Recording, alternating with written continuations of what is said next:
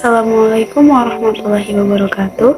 Perkenalkan, nama saya Salsa Bita Architera Rosadi dengan NIM 2251063 dari Program Studi Pendidikan Matematika. Di sini saya akan membahas tentang Pancasila sebagai sumber hukum untuk memenuhi salah satu tugas mata kuliah Pendidikan Pancasila dari dosen pengampu Bapak Wahyu Setiawan MPD. Yang pertama ada konsep dasar dan pengertian sistem. Secara bahasa, sistem itu berasal dari bahasa Latin yaitu sistema dan dari bahasa Yunani yaitu sustema.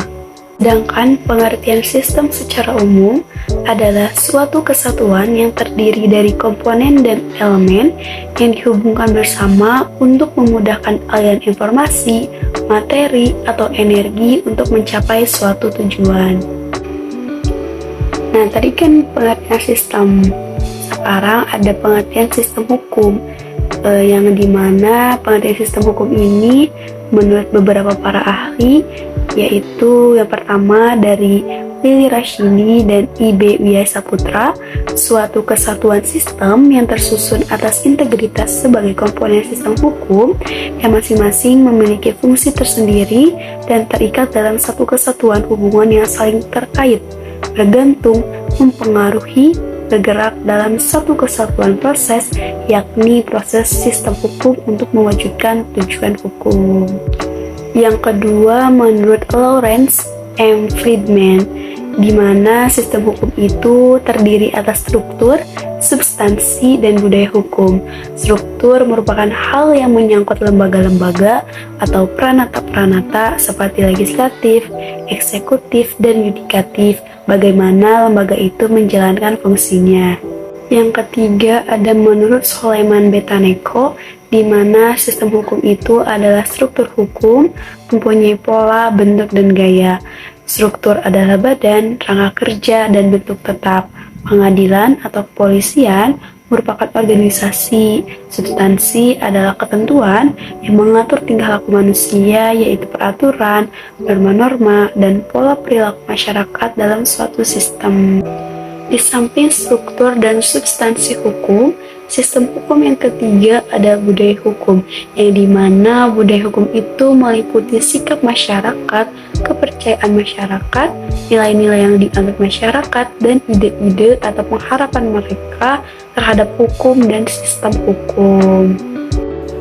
Nah, di sini juga ada unsur-unsur atau komponen sistem hukum menurut Lili Rashidi dan I.B. Widya Saputra. Yang pertama ada masyarakat hukum, yaitu himpunan kelompok kesatuan hukum baik individu atau kelompok yang strukturnya ditentukan oleh tipenya masing-masing. Kedua, ada budaya hukum. Budaya hukum adalah pemikiran manusia dalam usahanya mengatur kehidupannya. Dan yang ketiga, ada filsafat hukum, di mana filsafat hukum itu adalah formulasi nilai tentang cara mengatur kehidupan manusia. Nah, sifat filsafat hukum ini bisa universal atau umum dan bisa khusus. Yang keempat ada ilmu pendidikan hukum, yaitu media komunikasi antara teori dan praktik hukum. Kelima, konsep hukum, di mana konsep hukum itu adalah formulasi kebijaksanaan hukum yang ditetapkan oleh suatu masyarakat hukum. Yang keenam, pembentukan hukum. Pembentukan hukum itu adalah bagian proses hukum yang meliputi lembaga, aparatur, dan sarana pembentukan hukum. Yang ketujuh, ada bentuk hukum, yang dimana bentuk hukum ini adalah hasil proses dari pembentukan hukum. Yang kedelapan, ada penerapan hukum, yang dimana proses kelanjutan dari proses pembentukan hukum. Yang kesembilan, ada evaluasi hukum, yang dimana pengujian kesesuaian antara hukum yang berbentuk dan konsep yang telah ditetapkan sebelumnya. Nah, sekarang materi Pancasila sebagai sumber hukum dari segala hukum Indonesia menurut Undang-Undang Nomor 12 Tahun 2011. Pembentukan peraturan perundang-undangan terpaparkan dengan jelas pada pasal 2 yang menyatakan Pancasila merupakan sumber hukum negara. Menurut pasal 2 tersebut menyatakan bahwa penempatan Pancasila sebagai sumber dari segala sumber hukum negara adalah sesuai dengan pembukaan Undang-Undang Dasar Negara Republik Indonesia tahun 1945 alinea keempat, yaitu ketuhanan yang Maha Esa, kemanusiaan yang adil dan beradab, persatuan Indonesia, kerakyatan yang dipimpin oleh hikmat kebijaksanaan dalam permusyawaratan perwakilan, dan keadilan sosial bagi seluruh rakyat Indonesia, menempatkan Pancasila sebagai dasar dan ideologi negara, serta sekaligus dasar filosofis negara, sehingga setiap materi muatan peraturan perundang-undangan tidak boleh bertentangan dengan nilai-nilai yang terkandung dalam Pancasila.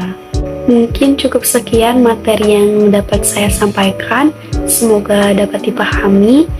Terima kasih, mohon maaf apabila ada kesalahan.